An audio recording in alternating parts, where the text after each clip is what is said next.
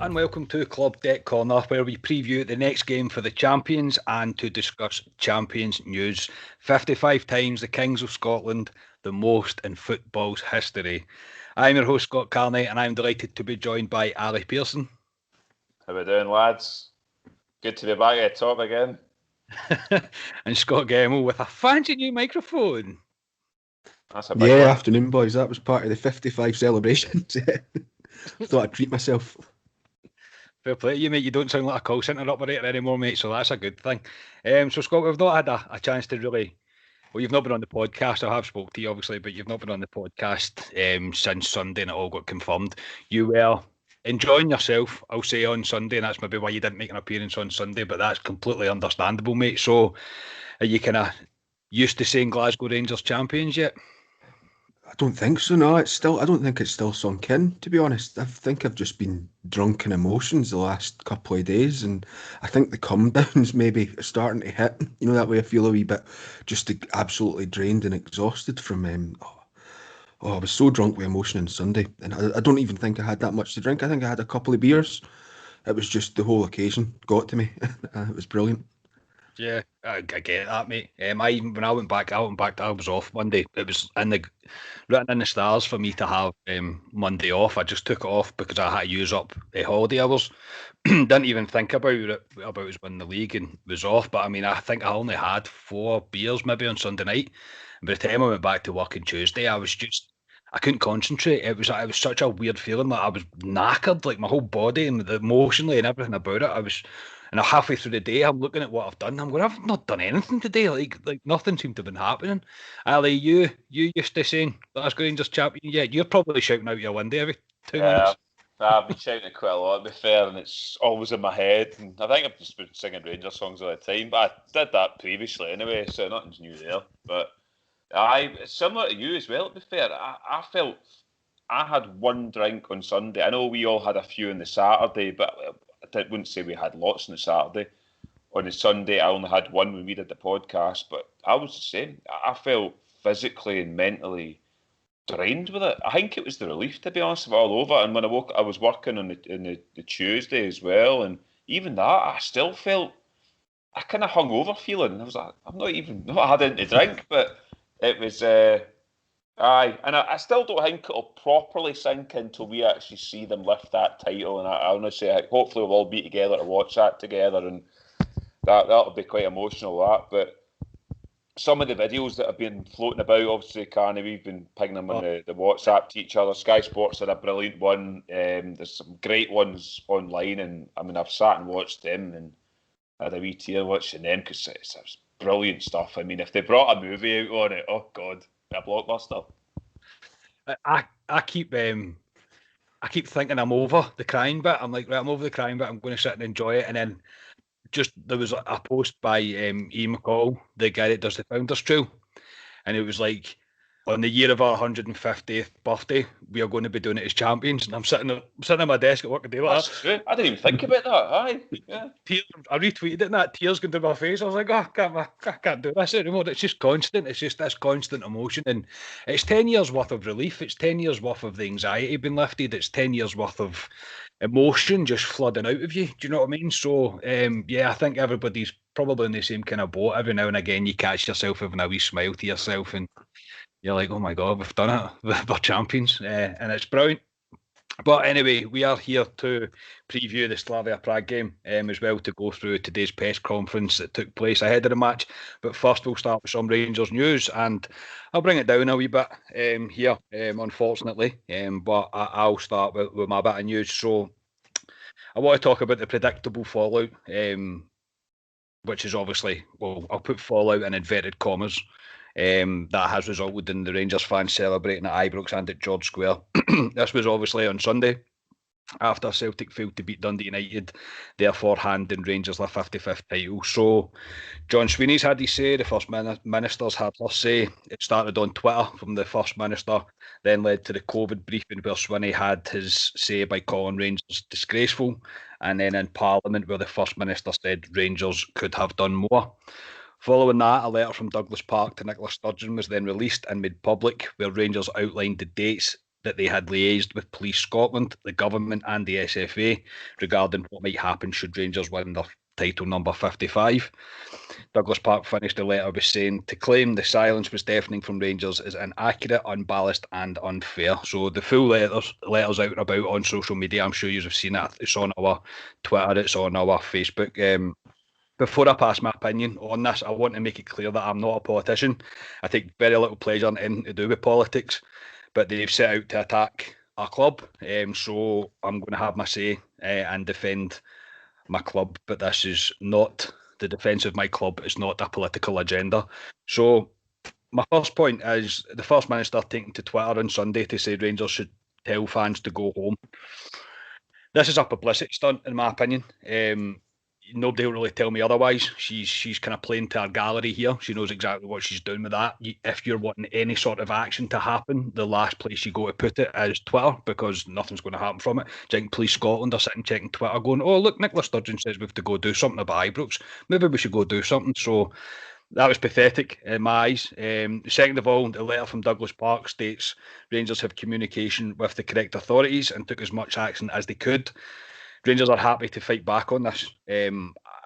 Me, for one, I'm proud that we're fighting back on this and we're trying to call out basically what it is. Now, I'm not condoning the COVID breaches by the few thousand bears that went out to have a party.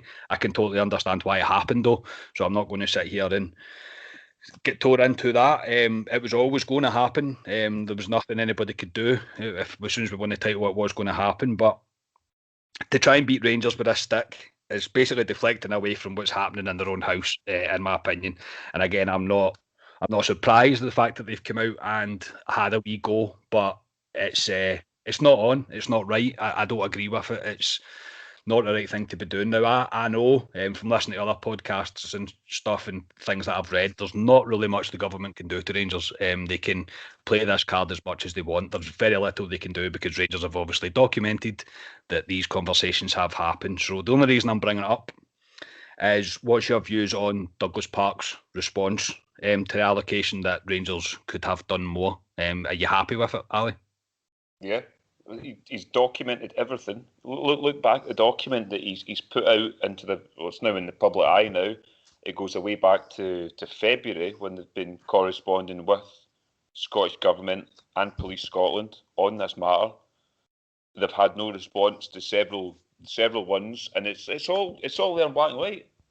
That's your evidence. So, see, if Rangers didn't have this, and I mean, it's big bad Rangers. It always is. I mean, you can go back to, as much as I don't agree with what happened. I mean, we went out in the car, Carney, to see it on Saturday. We did say to younger generation, we can understand why they did it. It's 10 years of hurt we've had, so you understand that people are only human. That's what it is. Yeah, they've also had a lot to drink, a lot of these guys in there, and there's obviously the benches have got smashed. They haven't smashed those benches, they've been jumping on them and they've been broken. And the Rangers fans have done a GoFund page. But no, I mean, I don't agree that they should be gathering in a pandemic, but you can go back to umpteen different marches this year, the Black Lives Matter, Celtic throwing their Sharks up at Parkhead, which really get brushed under the carpet quite quickly. Celtic at Hampden Park greeting their players for the cup final with flares and everything. Never heard anything about it. St Johnstone, after their cup final win, never heard anything about it. But as soon as it's Rangers, and I thought Swinney, I mean, I'd watched John Swinney. The hatred in his voice for our football club could shone through, man. It was, and yeah, Douglas Park's right to come out and fight our corner, because what else can Rangers do? Rangers have documented what we've tried to do. We've tried to communicate with the Scottish Government and Police Scotland, and why is it our fault? We try to do as much as we can do. Rangers can't control every single Rangers fan out there. I mean, you see when Liverpool won the league away back in April, what it was. Mass gathering, very similar to what happened here. Not much said about it at all, apart from it was a kind of celebration they seen as it down there. Didn't really mention it much down there, but I know up here, it's big bad Rangers as usual. And like I say, we've said our piece on it. We didn't agree that it should have happened, but we understand why it happened. But some of the things they've said about Rangers, I think it's been disgusting, to be honest.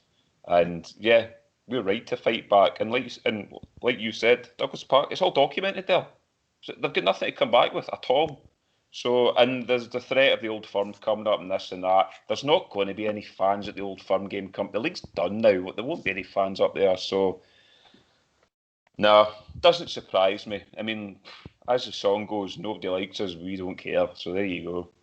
Yeah, here, mate. Yeah, I agree, mate. I think it's you were expecting it to happen, kind of thing, and it's interesting how the different medias portray the same thing pretty much. I know obviously there was a lot of Rangers fans out and we're obviously celebrating a win. The other side of the city were obviously celebrating their meltdown or fighting against their meltdown, if you like, but it was Celtic fans protest, not Celtic fans break COVID rules, whereas this is all about us breaking COVID rules. Scotia, have you got an opinion on this matter? I do, yes. I've tried, to be honest, to stay away from it. To be honest, I don't want anything to take the shine off for me. But there seems to be a massive amount of naivety from people in the political world about this. We all knew it was going to happen. It would happen if Celtic had won 10 in a row. They would be out celebrating. Everyone knew that this was going to happen. And as you say, Rangers have been in dialogue with the authorities to kind of play it down, not play it down, sorry, but like contain it a wee bit. And yeah, just the political world just going mental. It kind of reminded me a wee bit of what went on with Manchester in terms of we all knew it was going to be absolutely jam packed, but no one really listened to us. Yeah, I mean, as I say, I've tried to stay away from it. I kind of see Nicola Sturgeon. I don't know if I didn't follow it, so I don't know when these tweets come out, but I'd seen her first tweet and it didn't seem too bad. But then, like a couple of hours later, she must have been getting it in the neck and plenty of her galleries, and then it just turns into a Rangers bashing thing. I thought the first tweet in itself, there wasn't really anything wrong with it. I think we as fans need to accept that we were going to get the stick thrown at us because it happened. But I think there's a big naivety on the part of the political world in doing this with Rangers at the moment. There's people that are more eloquent than me that could probably explain it better. And as I say, I've tried to kind of stay away from it and not let it bother me this week. But yeah, I agree with you.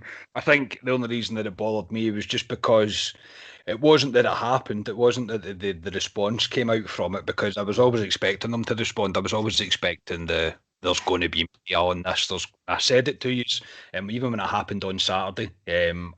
I was like, there will be media backlash from this, but then the government get involved and just using the wording that they used. It's just not on. It's not right. It's deflecting away from what I think is their problems. But as I say, with the letter coming out from Douglas Park, I fully expect this now to disappear because they don't have anything. They can't do anything. But yeah, we'll leave that there. But as I say, it's unfortunate they decided to make it so personal to my club, personal to our club. But yeah, what else would you expect? As you said, Ali, we are Rangers. No one likes us. We don't really care about it. So anyway, right, Ali, we'll move on to yours. What do you want to talk about, mate? Oh, where do I start with this one? There's been a right good comedy club this year in the east side of Glasgow called Celtic Football Club, and I didn't think they could do any better on Twitter with their happy birthdays to everyone. I mean, they've been really trolling their fans. I really like the one that was happy birthday to Stevie Woods, which was a goalkeeping coach. He had to delete his Twitter apparently after that, but. No, belter. But no, last night they came out with another tweet, which was, and I will read it, "We are not half of anything," with one of those kind of wee faces. "Not our problem. Hashtag one club since 1988. And they've pinned it to the top of their Twitter as well, which is, they're basically saying that they are not half of the old firm. The old firm doesn't exist. We are a new club. All this. They're playing to their bloody gallows as well, all their Mongo fans. But it's the ironic thing about it is only last week Celtic and along with Rangers renewed the trademark for the old firm. So they need to pick and choose here. Celtic, are they part of the old firm? Or do they not want to be part of the old firm? I thought it was brilliant, and it just sums up them. Their meltdown and the hurt of them is brilliant, and honestly, inject it right into me because it is beautiful, and they just can't take it, can they? No, they can't. This is you could not mark their neck with a blowtorch. Honestly, you couldn't. This is unbelievable because I mean they couldn't be playing their fans anymore if they could try. I mean, their season ticket renewals are coming up soon. We all know what they're doing, but this has broken them. This has reduced them to tweaks like that. I mean, it's like you're not Rangers anymore. Do you know what I mean? That's what it's like. It's like Come back with a new one. I know it kills them and hurts them, and it's tremendous to watch. And see, the thing is, it's not only Celtic fans that are hurting. There's Aberdeen fans hurting as well. Do you know what I mean? They're all getting tore in that I've been posting and stuff. I've got Aberdeen fans commenting on all sorts. Oh, your #1 title and all this. I mean, come on and change the record, man. If that's the only thing you've got to cling to, honestly, get a grip of yourself. But I mean, that tweet is spectacular, and the fact that it was pinned. I mean, I don't even know, Scotia, can you put into terms this one? Oh. No, this is what I've been focusing on this week. You know, let the politicians speak about politics. I've just been viewing all this and just inject all this into my veins, please, because it is tremendous. The gift that keep on giving. I don't know. I mean, the Old Firm's in a week and a half. I don't know if it's going to happen after that. There might be some more comedy gold coming out. Oh, could be. Can't wait for this summer. It's just going to be so good. Just living it up. And I hope they come out with some more belters as they kind of make close to the end of the season. It's just, as I say, it's unbelievable. I on the socials last night that has there ever been a more apt song, and I put up Mental as anything, Live It Up, because it's just, it defines them. It really does. It defines them. They're sitting there, spat their dummies right out, and they're crying. And I've seen so many tweets and responses to it last night. I mean, I spent a good hour going through them all. It was absolutely brilliant. But I mean, this is a spectacular meltdown. This is see the thing about it, Carney. It hasn't even started yet. See us giving it to him. This is the beginning. I mean, I was on my many walks that I've been doing over the bloody lockdown today, and you know the bus shelters, they've got you can put an advert and all that in them. We've taken over that, and it's 55, and can you see us now and all that over? It's everywhere, and it's brilliant. But honestly, I hope they're ready for it, Celtic fans, because we said in the other pod the other night, they've given it to us for 9-10 years, and I mean they have goaded us. And I'll tell you what, see when we get together in the summer, it's going to be, see when the pubs reopen as well, pandemonium, they better be ready for it. The pyramids at Bathgate along the M8, they look spectacular as well. 55 on it. I really like that one. That was an absolute cracker, that one. But yeah, the bus shelters and that getting changed as well. Like I seen there's something about Steven Gerrard in Liverpool. Oh no, he's a legend in Liverpool, but a god in Glasgow or something like that. It's just absolutely tremendous. It's brilliant. It really is. And you're right, mate. It's not even started. It really hasn't. That'll be a whole podcast in itself, I'm sure, at the end of the summer. The stuff you need to talk about. Right, Scotia, your bit of news, mate. Yeah, I mean, that's fairly a decent amount of stuff to talk about there. But something that popped up today was that the SFA finally came around and charged the 5 players for Rangers that had breached the COVID protocols, etc. And they've got a hearing now set for the 25th of March. Now, I raise this point because with what's going on this week, it's quite interesting. They'll still be available to play in that Old Firm game because their hearing's not until after then. Yeah. And I'd said to you last week, sort of off air, you know, you can see clubs that use the appeal process to their own benefit. They know the player's going to get banned, but they appeal it so that they can play the next game. And from some comments that Ali will come on to in the press conference, I'm not sure Tav will be back just yet in time for the Old Firm. So you're sitting there looking, Patterson might play, and there's a wee bit to run in this, and I can't wait to hear the narrative if Patterson does play a couple of days before he gets handed his ban, because I fully expect him to get hit with the ban. But that could be, watch this space, interesting. I think 100% they'll get a ban. There's no doubt about it. I mean, I'm not even But none of us are going to even fight against it. They should get a ban, but they've took that long to do it that Rangers are exploiting it. And Patterson will play in the Old Firm. Even if Tav's even 90% fit, I still don't see Gerrard taking the risk. So Patterson will play, and hopefully he scores the winner. That would just make it even better, Ali.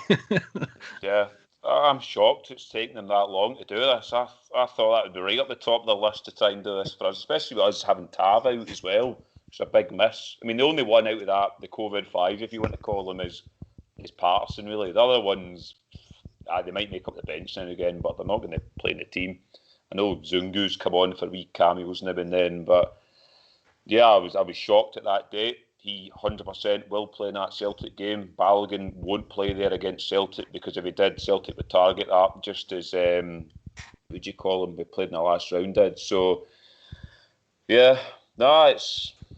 I mean, they will get a heavy ban when it comes to it. I'd imagine it'll be between. I don't know what they'll get. Quebec, they make the rules up as it goes. Only about 7 for Edmondson and that, but I mean, it could be anything. So it's. I'll just need to see what happens further down the road with it. But in terms of, we'll come on to press conference. In terms of Tav, I've said for a couple of weeks now, I can't see him being back to that Old Firm. You make a good point, though, Scotia, though. I think this will have more to run in it. I think definitely will. It'll be interesting to see the reaction from it. More lols for us, which is all good. Right, so we'll move on to our next game. So Rangers obviously travel to Prague to take on Slavia Prague in the first leg of the last 16 in the Europa League on Thursday, 11th of March. Kick-off is 5 to 6, 17:55. So before we get into Slavia Prague, and our kind of thoughts about the game. There was press conference day today, and it was Gerrard and Connor Goldson. So, Ali, do you want to take us through the presser today? Yeah, it seemed a bit more normal today, Gerrard. I watched his interview in Rangers TV last night, the wee 5-minute cameo they had. I was waiting for Gerrard. I don't know why they took so long. I think because he was burst, to be honest, because his voice, he looked like a guy that had been on a bender over the weekend. I could feel his pain because I've been there in at work on a Monday, Tuesday, and it's still hitting you. So I could feel his pain. But no, today he looked more normal like himself. But usual questions he got asked today, to be honest. In terms of Slavia Prague, he says the team need to be ready, be at best, because obviously this Slavia team are a very good team they're playing up against. They were asked about obviously the celebrations at the weekend. He says the players deserve to celebrate over the weekend, but now it's back to the routine with Europe now, and obviously the old firm to come, so we need to focus on that as well. Hasn't had time to reflect and sort of compare his achievements as a player. They were asking him, how does this where is this in terms of his achievements, in terms of when he obviously won Champions League with Liverpool, but he says he's not had time to reflect on it. But he said, which I quite liked, it's not about him, it's not about Steven Gerrard, it's about Rangers, it's about the players, and obviously it's about the supporters as well, which I do love. He does speak like us, doesn't he? He's brilliant. But another thing he says, he basically wants to keep going. He wants to add what we've achieved this year. Obviously, we've still got Europe to play for. Scottish Cup's coming up as well. So, no, there's plenty still to play for this year. That Rangers aren't going to be down the tools now. Thinks we have a good chance to get through, although Slavia will be hard. They all obviously asked him about his celebrations within the dressing room on Saturday on the Klinsmann. So he said he was kind of goaded by the players. He was lost in the moment, but if you can't enjoy it, he's been. I mean, the whole season. Steven Gerrard's been cool as a cucumber, so he's allowed to celebrate at one point. But he says he's now focused and now he's ready for the challenge. In terms of the team, Scotia touched on earlier, Roof's back in the team, so he'll be back with the squad for tomorrow night, which is good. I don't think he'll start, to be honest. And Ryan Jack will be available for the return game at Ibrox next week. He did say Ryan Jack probably could play tomorrow night, but he doesn't want to rush him back because that's what they did previously. They probably brought him back slightly too early, and that's why he got injured again. So they're going to take their time with Ryan Jack. And on Tav, he says he's going to be slower as well, which he's used that word a couple of times in previous press conferences. So I don't think we'll see Tav till potentially, it could be the Cove Rangers game, even if they would play him in that one. I think it's the 3rd or 4th of April. Yeah. So that's that. And yeah, on the old, they asked him about obviously the Old Firm going ahead. They're also trying to get a wee snippet out on that. He said that's above his head. It's nothing really to do with him. He'll continue to say what he said previously in terms of the fans to basically obey the protocols, stay at home, obviously protect yourselves. Yeah, and yeah, that was pretty much from Gerrard, to be honest. I do like the way Gerrard talks. It's brilliant, and there was one on the wee bit on the ITV news last night. I think it was. Yeah, it was last night. He's wee bit, and he's like he wants more and stuff, and he kept getting obviously asked about Jurgen Klopp potentially leaving Liverpool and whatever else. And look, Gerrard's a bigger Liverpool fan as we are Rangers fans, right? And he's saying the Liverpool fans don't want me; they want Jurgen Klopp. If any guy's going to know what the Liverpool fans probably want, Steven Gerrard's probably in with a good shout unknown. So I like that. I don't think. Now, obviously, we've kind of been led down roads before of he's not going to leave, he doesn't want to leave. I genuinely don't think Gerrard wants to go anywhere. I think he thinks he's still got unfinished business here. He wants to see how far he can go. So, but you're right. The way he speaks, his interviews just it's brilliant, and they're constantly trying to get something out of him. I mean, what do they want them to say about the kind of fans? Or they were stupid or whatever, or I don't know what they're wanting for him to do, but he just handles the media so well. But it's good to hear him talk, and it's good to hear him say that he kind of wants to be here. Exciting times ahead, I think. I generally do. Go try any reaction to that? Yeah, I didn't really manage to see any of the press conference. They've been fairly busy in work, so Ali summed it up very nicely. The only thing I did pick up on was the injury updates. I quickly had a wee look at them. On the wee Klopp thing, yeah, Klopp's going to stay at Liverpool. Klopp came out and said he wasn't interested in the Germany job. And I think this season, obviously, Liverpool haven't been great, but they've had an amazing last couple of seasons, Liverpool, and I think as a team they're just spent, so they maybe just need time to reset, Kenny, and go again from next season. And I honestly don't see that being Gerrard at this point. I fully expect him to be at Rangers for another couple of seasons. Yeah, I mean, you can look at in terms of that Liverpool. I know we're not talking about Liverpool, but obviously it relates to Rangers at the moment. But I mean, you can even look at Man City in terms of Pep. They had a downturn the other season, and there was people talking about him.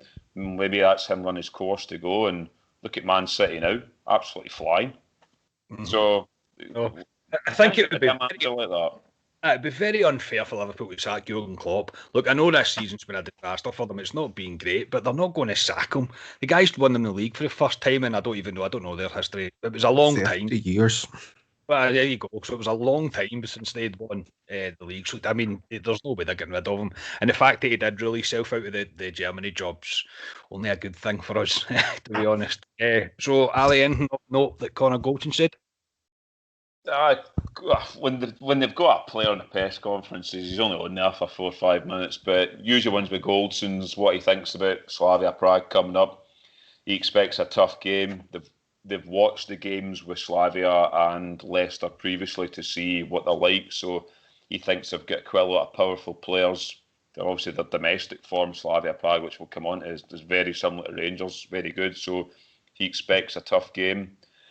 Obviously, on the winning the league, he says it's not sunk in properly. He's still got goosebumps thinking about it, and it's the best moment in his career. And he also sort of touched on in terms of now being champions, it's a different pressure on Rangers because before, obviously, we've been the chasing team in terms of Celtic being dominant. So now we're back on top. There's an expectation, and now we need to kick on. And I talked about when he joined Rangers, obviously 3 years ago. Obviously, winning the league was the priority and stuff. But he says, obviously, looking at Rangers now from when he joined, the recruitment Rangers have brought in, it's like a completely different team now from when he first joined. So, yeah, and it was all good. And obviously, talked about about the celebrations, and he says it was good to have a night as a team because obviously during COVID they play a game, they go home, they come to training, repeat, and that's all they do. So it's good to spend that as a team and bond and have a few beers and stuff. So that was good. But he says we'll park that at the moment, basically till they get the trophy. And they've got a season to complete, and he knows they're there to be shot at now because we're champions. So somebody will want to beat Rangers this season. So we need to be in our A game basically to finish the season off strongly, and that was pretty much for Connor Goldson. Yeah, Big Connor speaks well. There's you can obviously see that he's vice captain for a reason. Do you know what I mean? He's a leader and he gets it and he's bought into it, and it's good to see. Anything on you want to say about that, Scosh? No, as I say, I didn't get a chance to see any of the press conferences today, so I've got nothing to add. That's fine. We'll move on to Slavia Prague themselves. So they're obviously, as you just mentioned, Ali, in a very commanding position in their own league domestically. They're pretty much the same as Rangers, haven't lost a game. Currently 18 wins and 4 draws, no defeats, as well as a 10-3 cup win in the Czech Cup. 10-3. I've seen that, yeah.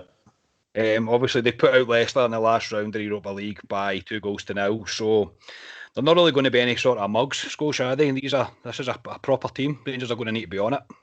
No, yeah, I think they're definitely a level above Antwerp. I think when the draw got made, I was probably quite happy with it, but I then sat and looked at where they were, what they've done. You know, they were in the Champions League last season. They get put out the Champions League by Midtjylland this year. Dropped into Europa. They finished second in the group with Leverkusen, Hapoel, Beersheva and Nice. And they won 4 of their games and lost 2, and I think one of them was to Leverkusen. I can't remember who the other one was against, but they beat Leverkusen once as well. So yes, they're definitely going to be a class above Antwerp, I think, and maybe not perhaps the great draw I thought it was when it was initially made. Now that I've had a chance to look at them in a wee bit more detail, unfortunately this week I've probably not had time to. I was wanting to sit and watch back sort of some extended highlights from the Leicester game, but I've just been too caught up in all the stuff that Rangers fans are posting and whatnot to actually sit down and have a decent look at that. But by all accounts, they played very well in that second leg down in Leicester, and obviously to put them out. And you know, Leicester, they've been playing well this season as well at points, so I'm expecting a pretty tough game, to be honest. Yeah, I would go along with that, mate. I think they seem a decent outfit. Obviously, their stats kind of speak for themselves just now. And putting Leicester out, I mean, it's a cracking result for them. There was nothing each in the first leg, and then they won the second leg too. So they're definitely no mugs. So it's going to be a tough game. Ali, what's your thoughts? Yeah, like you two guys have said, I think it'll be very tough. Like kind of Scotia said when we first drew them, I kind of thought that's quite a favourable draw for Rangers, but when you actually look deep into them, yeah, their form suggests it'll be very difficult. I'd noticed the last 3 games they won 3-2 away. Obviously, you mentioned that 10-3 cup win, and they won 2-1 at the weekend, I think there. So I think they're there to be got at the back, Slavia Prague. So I'd fancy Rangers to score tomorrow night over there, get an away goal, but no, I think they'll be a really good team. I don't think they'll be the level of Leverkusen last year. I think that's the toughest European opponent we've probably been up against since we've returned to Europe. You could maybe put them in. Would they be as good as Benfica? Probably not, I don't think. But you never know. We've never really played them, so it's hard to judge. And a lot of people look at that Leicester result, and I mean, Leicester are doing really well down in England at the moment, and to beat them 2-0 over 2 legs and not concede a goal is, some achievement for them. So, I mean, they'll fancy themselves against Rangers. I'm sure they will, but I think it could be quite a good game, to be honest. I think it's good potential to be a really good game. I mean, I know we're obviously comparing to what Leicester, the kind of Leicester game, that's the kind of biggest one that stands out to us, but they've had a few dodgy results this year. They have had a few, which I think they could beat off West Ham, I think. But I mean, West Ham are doing really well as well. I don't know. It's one of the ones. It's kind of, as you've said, Ali, before. I think this is a 50-50 game. I think this could really go either way. So we'll do just before that. Rangers are actually apparently taking extra precautions, flying over to the Czech Republic. Purely based on their COVID numbers are actually quite high just now. So Rangers asked for tests to be done on all the hotel staff, and they're going directly from into the hotel, and they're not doing a stadium walk or anything, so that's fair enough, I suppose. I just need to hope they all come back without any any positive COVID cases. So we'll move on to starting 11s. Any want to go first particularly? Do you want me to go first? Whatever, I can go first. So I think it'll be McGregor, Patterson, Goldson, Balogun, Barisic, Davis, Kamara, Arfield, Aribo, Kent and Morelos. Balogun suspended. Oh, so he is. Completely forgot what was Hollander then. Well, that's my team. I completely forgot about that. My bad. So Hollander. I'm slightly different. At least I think I'm slightly different.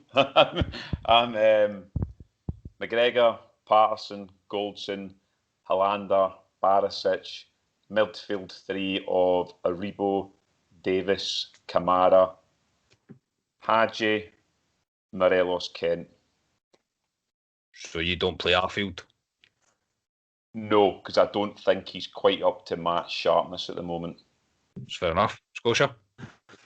Yeah, it's quite a difficult one, this, because it depends how we want to go out and play the game. You know, everyone will still be buzzing. In fact, I've seen some videos of McGregor and he looked rough. That was brilliant. He enjoyed himself, didn't he? So I was like, when I was going through my team, I was like, oh, maybe McLaughlin will play, but I think he'll be fine by the time tomorrow night rolls around. But I seen that and had a good chuckle at myself. I've been in those states.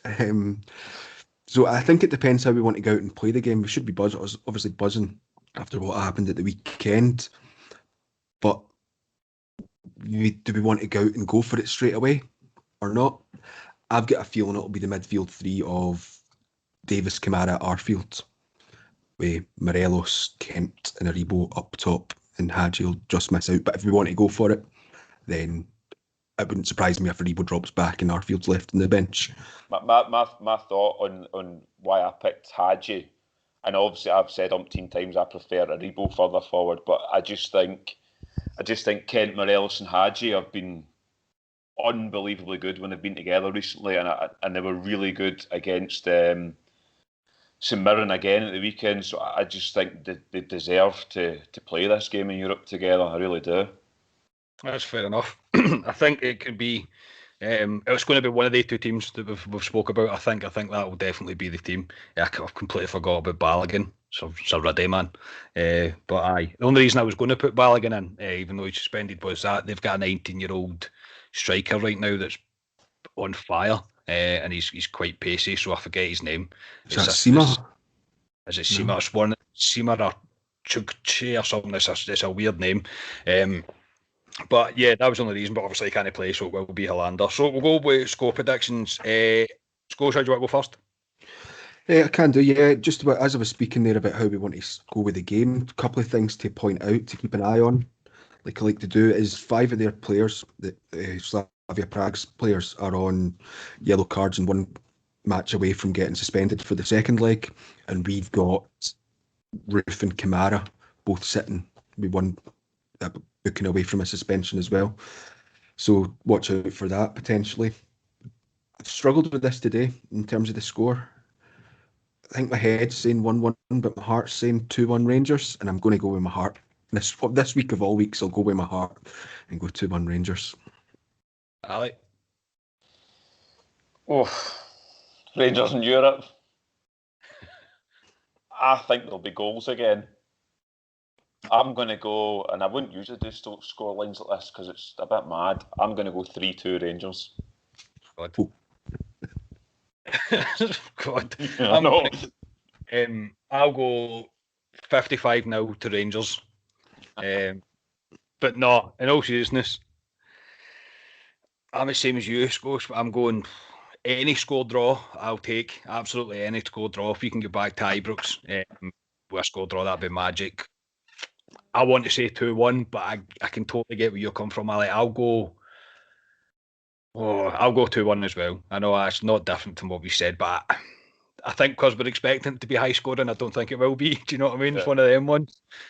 So yeah, we'll see.